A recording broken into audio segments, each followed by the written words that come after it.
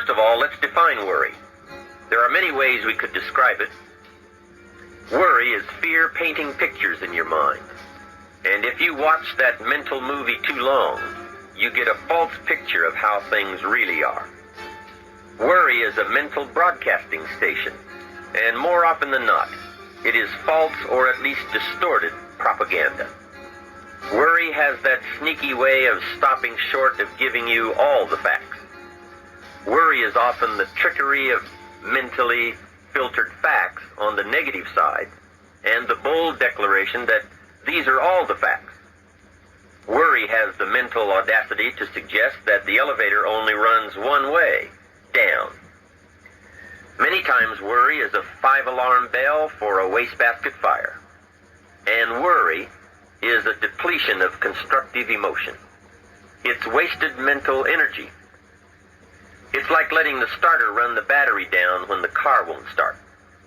And worry is most often a lack of all the facts, a lack of full understanding, a lack of total information, and an unpreparedness of ability, knowledge, talent, courage, faith, and all the other virtues.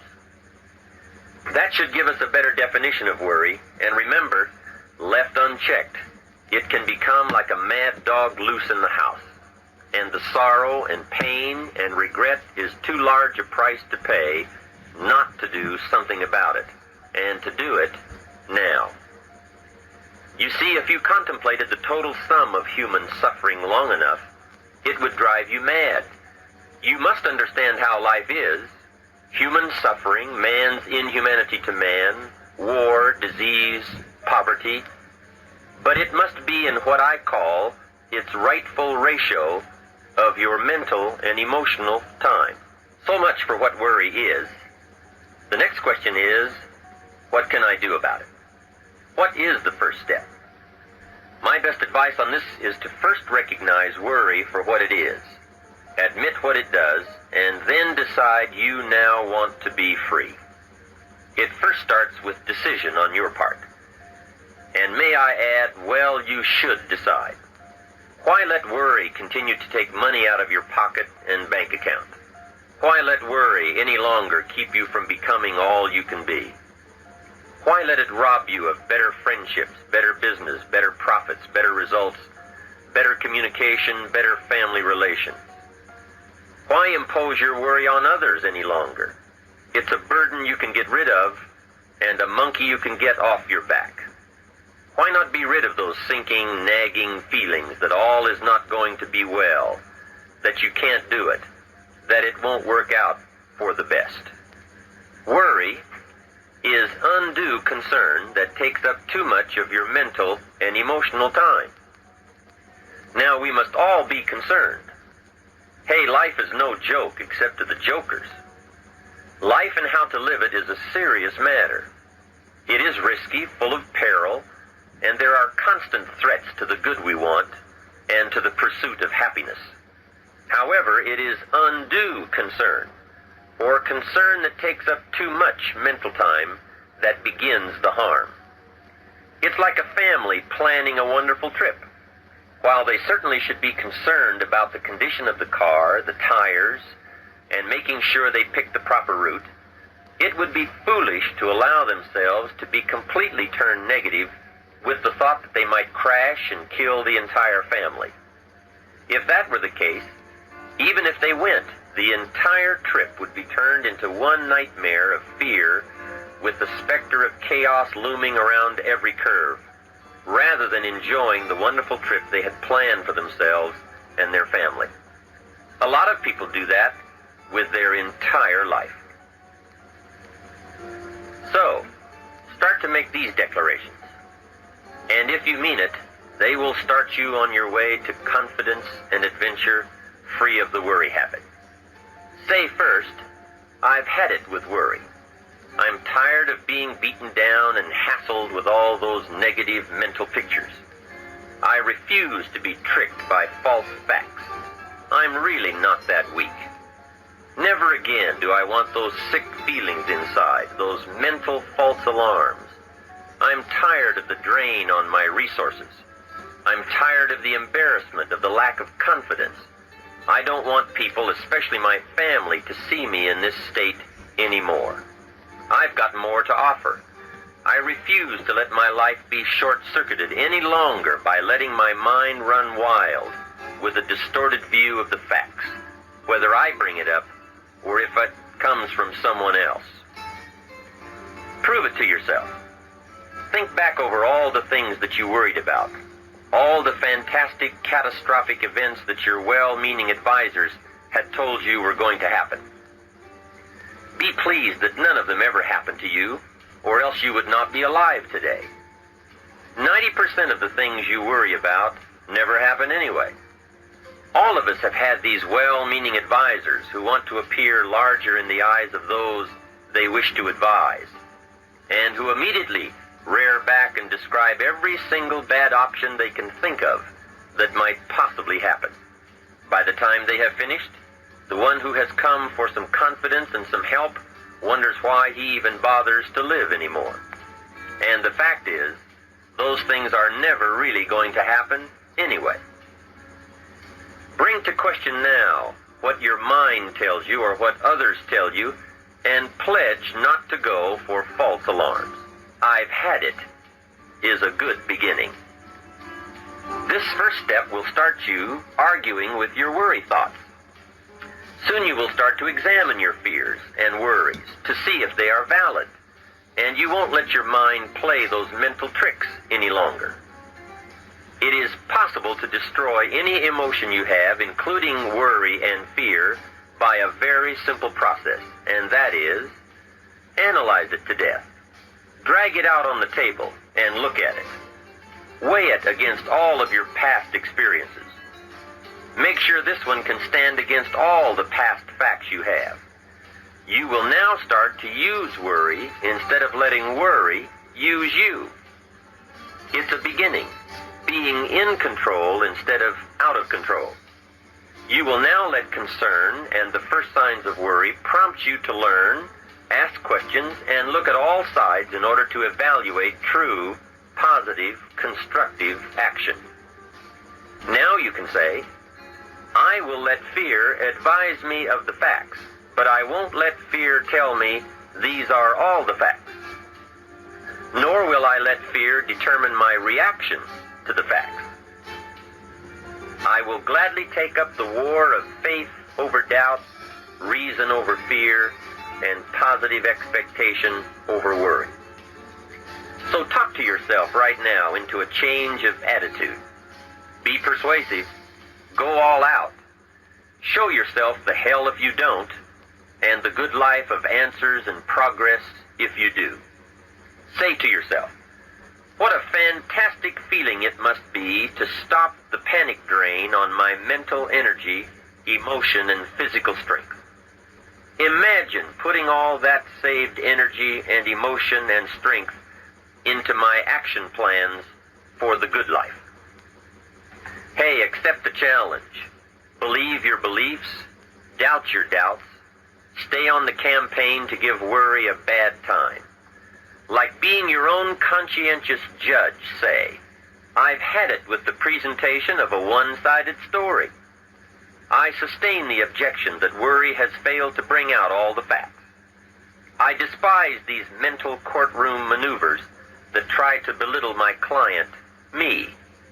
I demand the whole truth, and if worry will not be silent, I may cite him for contempt of the court of reason." Call up that scene often when worry wants to hassle you with the same old tricks and the same old results. It will work every time. Okay, let's move on to some really positive steps. If you can survive all that has happened to you up to this moment in your life, in spite of doing and thinking many of the wrong things, imagine how you can succeed by now starting to do some of the right things. First, the best answer to worry is confidence, and confidence starts first with awareness. Here is one of the most important lessons in life to learn. Life and business is like the changing seasons, and the real challenge of life is to learn how to handle the winter and take advantage of the spring. In short, that's it. You see, winter always comes, but so does the spring. Night follows day, but also day follows night. Sure, the tide goes out, but it always comes in. Opportunity follows difficulty as surely as difficulty follows opportunity.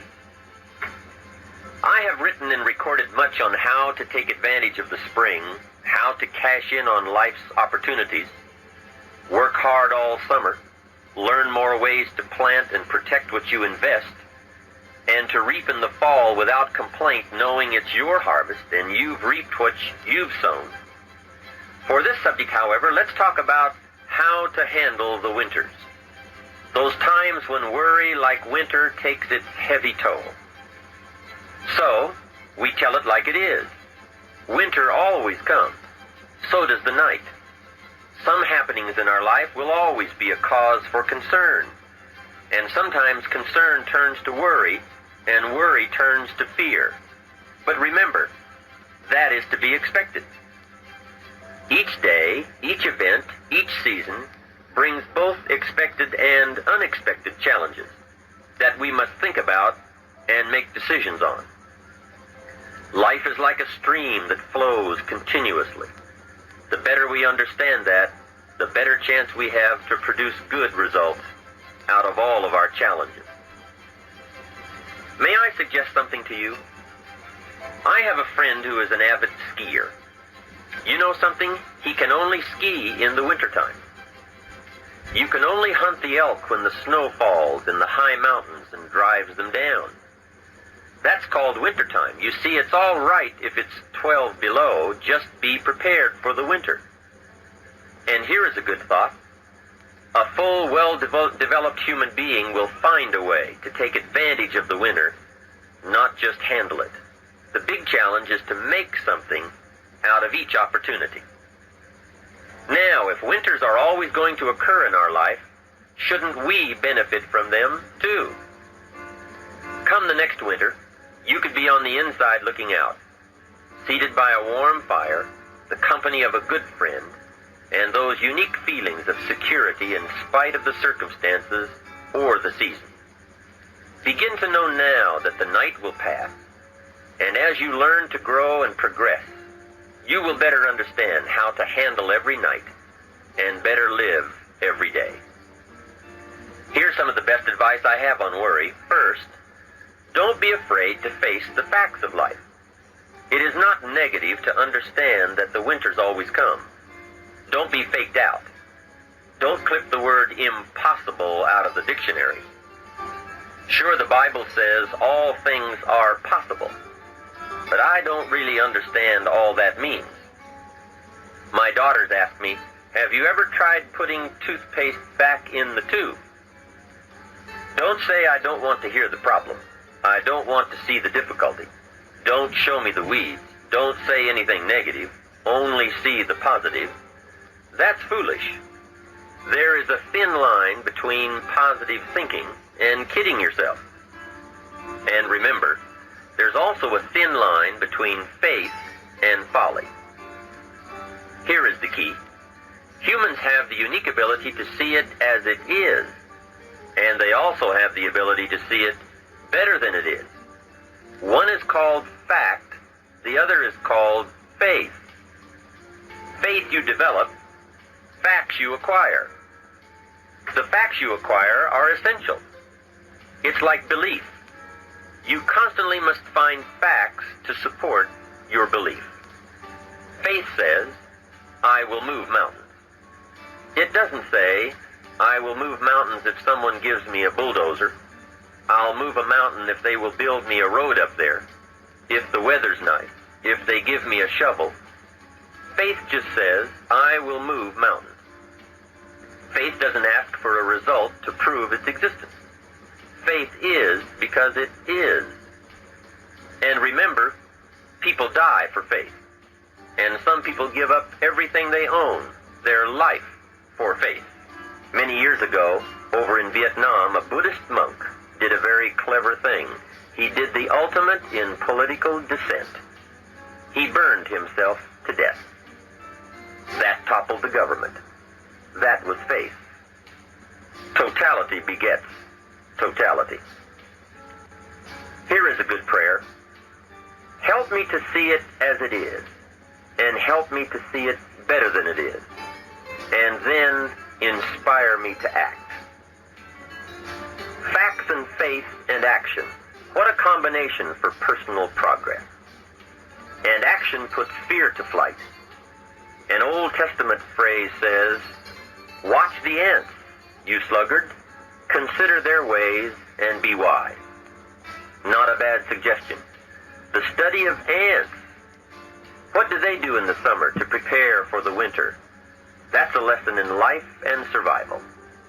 Happiness, wealth, peace, security, success, safety, friendship, reward, results, and all human achievement comes from a growing ability to understand and handle the changing seasons.